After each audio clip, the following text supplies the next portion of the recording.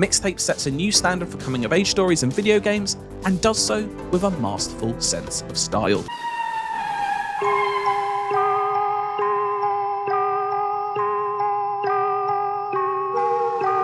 Mixtape is a video game that debuted with perfect scores from many gaming review outlets, including IGN. An indie game getting this amount of praise is usually rare, but this popped up and blew gaming journalists away. The same journalists that gave more mainstream games tamer scores. This leads to a good, or depending on how you look at it, a bad amount of attention from the general gaming population, which then leads to a bunch of discourse. And going off my feed on Twitter, it was very negative toward Mixtape. This discourse centered around Mixtape discusses if it even qualifies as a video game. Many people criticize it as being a movie rather than a game. This is not something new in the gaming community, but there seems to be some merit when it comes to this game because there are a lot of moments where Mixtape technically gives you control, but you don't have to control anything to actually progress. If the player can watch the game play itself, is it truly a video game? If you caught the meaning of the first thing I said at the beginning of this video, then you know that I believe that Mixtape is a video game. Let me explain. A video game can be defined as player interaction within a virtual space, a world with its own systems and rules that govern player interaction. This applies to every game, even when the game is open-ended like sandboxes. Interaction can take many forms, like something as simple as a directional input that moves the player's avatar. That's an example of an individual mechanic, but things become more interesting and complex when several of them start interacting with each other. For example, in Doom: The Dark Ages, you're managing many different actions you can take within a combat encounter. Shooting, switching weapons, moving in directions to dodge attacks, throwing your shield, meleeing, jumping, and blocking. These mechanics come together to create a web of interaction. This interaction is what defines the Dark Ages as a video game, but it doesn't have to have this much interaction to be considered a game. It can be something simple as long as it still has that interaction, and player interaction is what gamers usually call gameplay. A lot of people try to say that you need a win condition, a fail state, or some sort of challenge to make the interaction meaningful, but I disagree.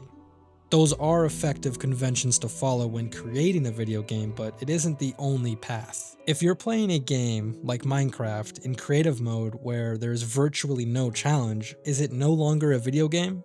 Because there is no way to fail? There is technically a win condition by beating the Ender Dragon, but when you continue playing after that, is it just no longer a game? I am a fucking architect! God damn it, I'm just stuck selling shit furniture because someone won't get off their fat fucking ass and help me! Movies follow the same logic. There are the normal conventions of a 3-act structure and the necessity of conflict, but those conventions don't define a movie. Movies don't stop being movies when they break conventions. A movie is basically just a moving picture. That's what defines the medium. Then within that you have different forms of execution, whether it's documentary, fiction, avant-garde, or even something like a home video. Similar to video games, its medium is not defined by established conventions, but by its literal form.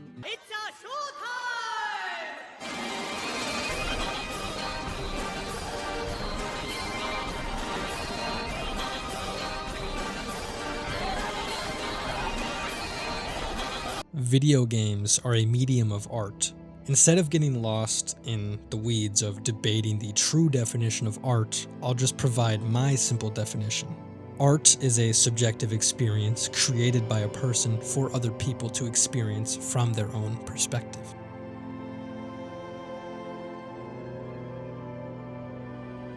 I bring this up because art shouldn't require meaning to be art. I've seen a lot of people say that Mixtape may have interaction, but because they don't find it meaningful, it shouldn't be considered a game. They believe that in order to be a video game, it should have meaningful interaction. My problem with this line of thinking is that meaning is inherently subjective. Going back to the movie analogy, a home video might not be meaningful to most of the world, but the people that it features will find it deeply meaningful. This concept expands to more than just art. People can find meaning in everyday objects, like a pen, where the rest of the world would not. Meaning can exist for anything, regardless of the popular consensus. The larger point that I'm getting at is that using meaning to dismiss art takes away from the actual discussion of the art itself. Discrediting Mixtape because you didn't find it meaningful or because it doesn't fit gaming conventions distracts from the more interesting discussion of the game on its own terms. It leads to the discourse getting vacuumed into definitions, technicalities, and philosophy. This video is a shining example as it's all I've discussed so far. I have yet to talk about Mixtape itself. So let me be clear.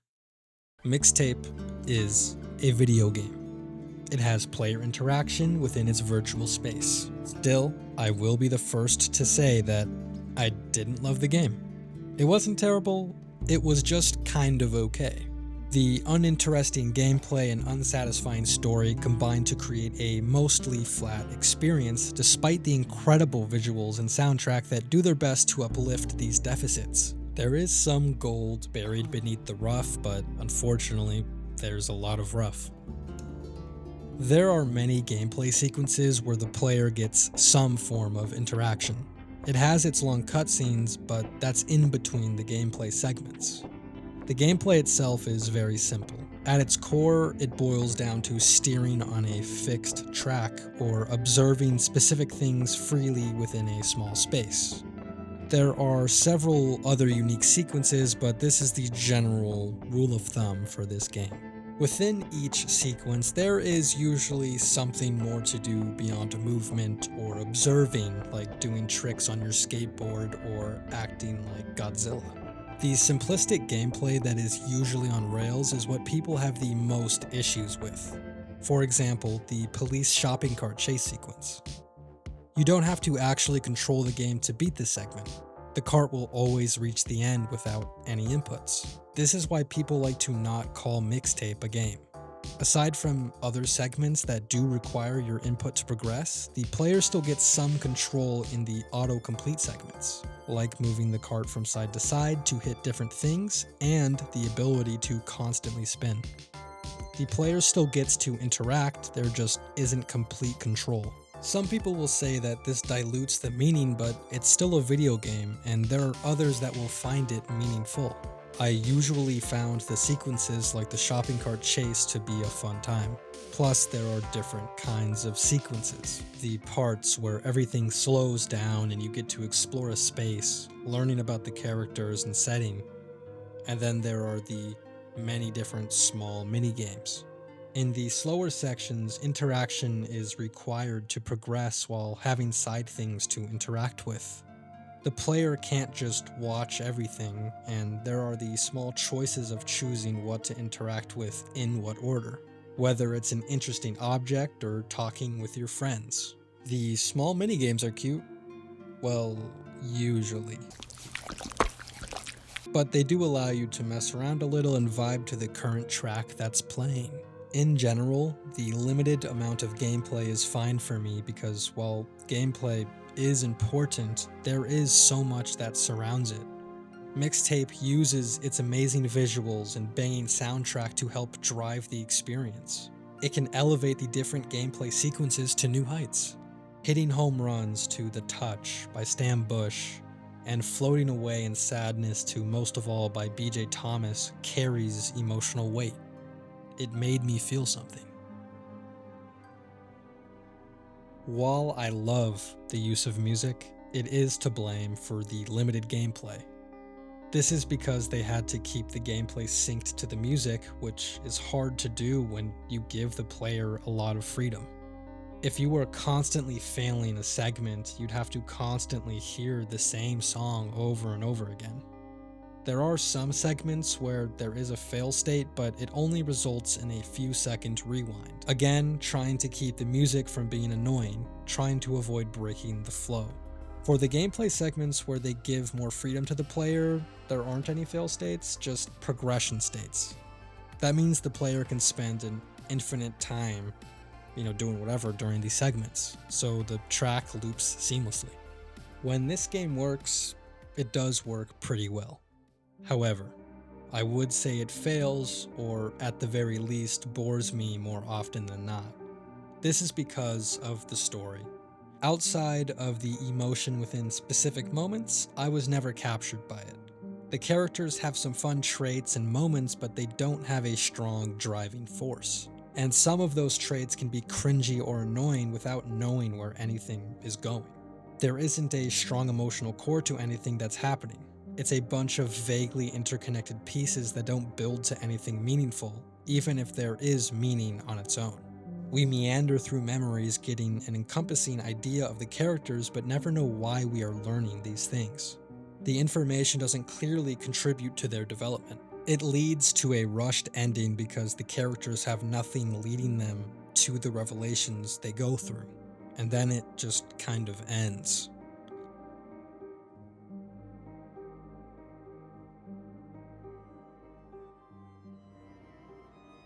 I don't know what this game really is about other than the general coming-of-age concept. A story done so many times, so there needs to be something more than what this offers. It made me lose interest in a lot of that second half of the game because I was uncertain about what was happening. Not out of tension, but confusion. That took me out of the experience. The visuals and soundtrack couldn't compensate for the dull and aimless story. Despite what I said about being fine with the simplistic gameplay, it's not like I praise it or anything. In isolation, it isn't interesting at all. While the visuals and soundtrack did initially make up for the gameplay, as I became less and less interested in the story, it made me less and less interested in the gameplay. Once I started losing the narrative immersion, I started having to look to the gameplay to make up for the story, but of course it never did. I'm not someone that is satisfied from any interaction. The interaction makes it a game, but that doesn't mean it's automatically engaging, especially on its own. The reason why simplistic gameplay like this is unengaging is because when something doesn't require any thought from the player, then they have little reason to pay attention to it, turning into autopilot, which is not what I want when experiencing a piece of art. I want it to move me. And when the gameplay requires zero thought, it's not going to accomplish that. The more you play, the less the visuals and soundtrack hide the issues, because you become more and more desensitized to the lustrous mask it provided in the beginning. Mixtape is definitely a video game, but that should have never been the center of the discourse. Video games are art, and putting strict guidelines on what makes a game will only dampen innovation and variety within the medium. People should be able to create what they want, feel free to experiment and not be discredited. Whether they want to create a fast-paced, complex combat experience focused on ripping and tearing like Doom, or a relaxing, simplistic experience that's focused on sharing the love of music like Mixtape. They are both different kinds of video games. I get people were confused about the 10 out of 10 IGN score, and you can hate on the game all you want, but discrediting something from a medium because it doesn't fit your strict parameters of that medium is disruptive, especially when you haven't even played the game. Just because you should be treating Mixtape as a video game doesn't mean you have to love it. While I enjoyed parts of it, I definitely don't love it, but I'd rather discuss that instead of what medium it falls under when it's obviously a video game. I do love games similar to Mixtape, such as Firewatch and What Remains of Edith Finch, but those games had a more immersive story with stronger characters. But who knows, you could end up loving Mixtape if you haven't already played it. You could enjoy what it has to offer as a video game. If you focus too much on defining what a piece of art is to discredit it, you might miss out on something beautiful if you would have just experienced it yourself. And if you don't end up liking it, then there's just as much value in that experience because you can focus on the game itself rather than its identity. Whether you love it, hate it, or fall somewhere in the middle, that's okay. As long as it's your genuine perspective on the game itself, and you're not getting caught up in labels, you're adding something meaningful to the discourse and the gaming community as a whole.